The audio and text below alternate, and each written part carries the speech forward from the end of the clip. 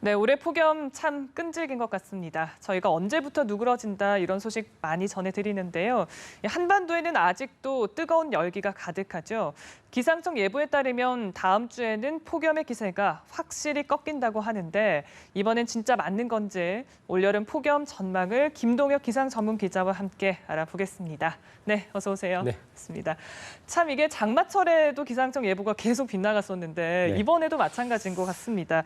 우선은 오늘 날씨부터 알아볼게요. 여전히 예. 뜨거웠습니다. 맞습니다. 오늘도 사실은 올 들어 가장 높은 기온을 기록한 이 지역들이 상당히 많습니다. 그래서 네. 대전이 37.3도를 기록해서 전국에서 가장 뜨겁고 올 들어 최고 기온을 또 기록했고요.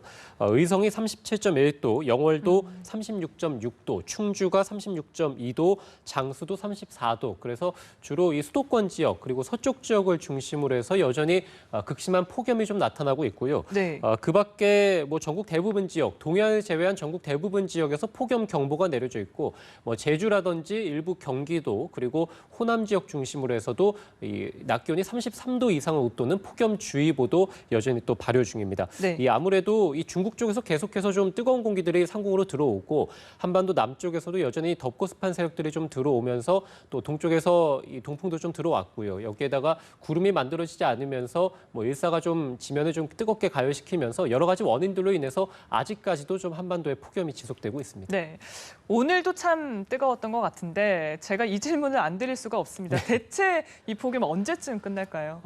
사실 그동안 기상청에서 폭염이 언제 누그러지겠다 이렇게 발표를 한 적은 없습니다. 사실은 이제 각 언론에서 이제 수치를 보고 말씀을 드리는데 오늘 이제 기상청에서 폭염 전망에 대해서 보도 자료를 발표를 했습니다. 네. 그 내용을 좀 보시면 우선은 북태평양 고기압 그러니까 한반도의 이 폭염의 가장 큰 원인 중에 하나입니다. 그래서 북태평양 고기압의 세력이 당분간에도 좀 유지가 된다. 그래서 다음 주 중반까지도 좀 이어질 것이다라고 예상을 했고요.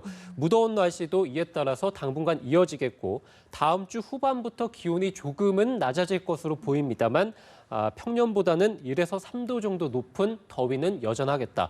이렇게 본다면 다음 주 후반쯤 돼서야 이제 폭염이 좀 누그러진다 이렇게 보시면 될 것 같고요. 네. 이 수치를 좀 말씀을 드리겠는데요. 오늘 서울이 33도를 조금 넘었거든요.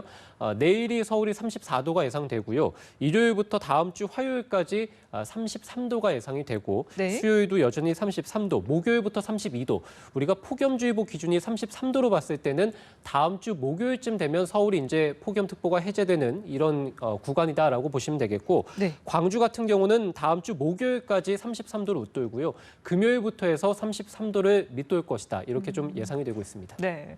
사실 저희가 지난주 이제 대담을 할 때 이번 주쯤이면 좀 누그러질 거다 이렇게 전해드렸었는데 네. 결과적으로는 다음 주까지 폭염이 이어지는 거잖아요. 그래서 맞습니다. 글쎄요, 시청자께서 이걸 어떻게 받아들여야 될지 모르겠습니다. 우선은 저희가 이제 예보를 했을 때 폭염이 네. 언제쯤 누그러진다라고 예보를 했을 때 지난 12일쯤에 저희가 말씀을 드릴 때는 네. 광복절 이후에 누그러진다. 네. 이렇게 한번 말씀을 드렸었고 맞습니다. 또 광복절 때 예보를 봤을 때는 18일 그러니까 어제부터 이제 좀 누그러지기 시작하겠다라고 말씀을 드렸었고요. 네, 계속 늦어지네요. 맞습니다. 네. 조금씩 늦어지고 있는 것이죠. 어제 또 저희가 예보를 봤을 때는 다음 주 이번 주말 정도까지 이어지다가 다음 주부터 좀 누그러지기 시작하겠다라고 말씀을 드렸는데 또 오늘 제가 이제 말씀드린 것은 이제 다음 주 후반쯤 돼서 누그러지겠다. 말씀해 주신 대로 이제 폭염의 기세가 계속 이어지는 것이고 폭염 이제 낮 기온이 33도를 웃도는 날이 계속된다 이렇게 좀 말씀드릴 수 있겠는데요. 아무래도 이제 단기 예보와 중기 예보를 좀 나눠서 봐야 되는데 이 폭염이라는 것은 사실 중기 예보 그러니까 먼 미래를 좀 봐야 되는 것이죠. 당장 오늘 내일이 덥고 아니냐가 아니라 이제 폭염이 언제 꺾일 것이냐라는 것은 앞으로 며칠 정도 후에 예보를 봐야 되는 것이기 때문에 예보가 아무래도 좀 빗나갈 수 있는 확률이 좀 커지게 된다 이렇게 말씀드릴 수 있을 것 같고요. 또 하나는 이제 조금 전에도 원인을 말씀드렸습니다만 네. 한반도의 날씨가 계속해서 좀 정체가 돼 있다. 그래서 날씨가 서쪽에서 동쪽으로 제대로 흘러가지 못하고 한반도에 열기가 좀 쌓여 있다 보니까 우리가 예측하기가 좀 어려웠다. 우리가 장마철에도 마찬가지로 마찬가지입니다만 날씨가 정체가 되면서 우리가 이 장마철의 강수 예보를 좀 맞추지 못하는 경우가 있었는데 네. 지금 같은 경우도 사실은 이 날씨가 좀 정체가 되면서 우리가 폭염 예보가 조금 어렵게 됐다 이렇게 말씀드릴 수 있을 것 같고요. 어쨌든 다음 주 후반에는 확실히 좀 폭염의 기세, 더위와 폭염을 계속 구분해서 말씀을 드리다 보니까 조금 이런 혼란이 좀 있긴 한데요. 어쨌든 극심한 폭염은 다음 주 후반쯤에는 확실히 좀 누그러진다. 기상청에서 이렇게 또 전망을 했습니다. 네, 저희도 좀 속 시원하게 좀 정확하게 알려드리고 싶은데 좀 상황적으로 그러지 못해서 참 좀 안타깝기도 합니다. 자, 이제 화제를 좀 전환해 보겠습니다. 여러분 혹시 데프리카 혹시 뭐 김동혁 기자는 혹시 들어보셨나요? 네, 저는 들어봤습니다. 네, 이게 대구와 아프리카의 합성어여서 뭐 대구가 워낙 더위로 유명하다 보니까 이렇게 불리는 것 같은데 대구가 오히려 이런 이미지를 활용을 해서 포럼을 개최하고 있다고 해요. 맞습니다. 말씀해 주신 대로 대구가 이제 과거에는 가장 더운 도시 중에 한 곳이었죠. 그래서 뭐 폭염하면 우리가 이제 대구를 떠올리고 했습니다. 뭐 최근 같은 경우는 이제 좀 바뀌긴 했습니다만 이렇다 보니까 이제 대구와 아프리카를 합성해서 데프리카라는 용어까지 이제 등장을 하게 됐는데요. 네. 사실은 폭염이라는 것이 꼭 좋은 의미는 아니죠. 이제 부정적인 이미지도 있는 것이고 이 대구시에서도 이런 부정적인 이미지를 좀 바꿔보기 위해서 여러 가지 노력들을 과거부터 해오곤 했었는데요. 2008년부터 한 3년 정도는 실제로 폭염 축제도 있었습니다. 그리고 올해 같은 경우도 이제 4년째인데 네. 여름철에 너무 더우니까 치맥 축제도 이제 대구시에서 개최를 하게 되고 역시 이제 폭염을 조금 이미지를 바꿔보면서 관광화를 시켜보는 이런 것들 노력들을 대구시에서 하고 있다라고 보시면 되겠고요. 네. 오늘 이제 포럼이 개최가 됐습니다. 주제가 시민과 함께 하는 대구 국제 폭염 대응 포럼 이렇게 됐는데요. 시민과 함께 이 대구의 폭염이 왜 나타나고 대구의 폭염이 언제까지 좀 지속이 될 것이고 이것을 우리가 어떻게 좀 먹거리로 활용을 해볼 수 있을까라는 것을 시민과 함께 좀 고려해보자, 생각해보자 이런 의미에서 내일까지 이제 포럼이 개최가 되는데요. 그 아젠다 중에 하나가 폭염과 쿨 산업입니다. 그래서 쿨 산업. 그래서 대구가 사실 사과로 유명했죠. 그런데 네. 대구하면 떠오르는 이미지 중에 하나가 폭염이니까 폭염을 극복하기 위해서 우리가 어떤 쿨 산업을 앞으로 해서 다시 한번 대구를 좀 활성화시킬 것인가. 네. 이런 것들을 좀 지금 아젠다로 삼아서 얘기를 좀 하고 있는데요.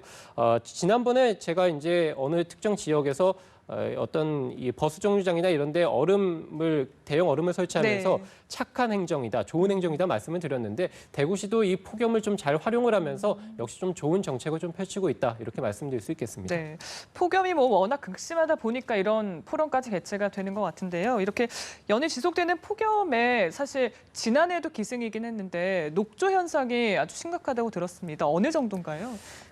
사실은 지금 낙동강도 마찬가지고요. 금강도 마찬가지고 대부분의 이 강에서 녹조가 발생을 하고 있고 특히 단계는 사실 낮습니다. 그래서 관심 단계가 발생되고 있는데 관심 단계가 꺾이는 것이 아니라 계속해서 유지가 되고 있다. 그렇기 때문에 앞으로도 사실 녹조가 더 심해질 것이다라는 전망을 해볼 수도 있는 것이고요. 네. 마찬가지로 한강에서도 현재 녹조가 좀 발생을 하고 있는 그런 상황이고 녹조의 가장 큰 원인은 역시 지금의 폭염과 무관치 않습니다. 네. 폭염이 지속되다 보면 우리가 강이라든지 이런 하천에 수온이 올라가게 되는 것이고요. 이렇다 보니까 이제 녹조가 좀 창궐하게 되는데 이것이 이제 폭염이 꺾이게 되면 녹조도 이제 좀 누그러질 수 있겠는데 사실 폭염은 지속되고 있는 상황이고 또 하나는 이제 영양염류. 그래서 녹조의 가장 이 먹잇감이 되는 것이 이제 영양염류입니다. 인인데 이것은 이제 지천에서 이제 어떤 오염물질들이 하천으로 흘러 들어오면서 발생을 하게 되거든요. 그러니까 녹조에 계속해서 영양염류를 좀 공급해주고 있기 때문에 녹조가 사라지지 않는 것이고 또 하나는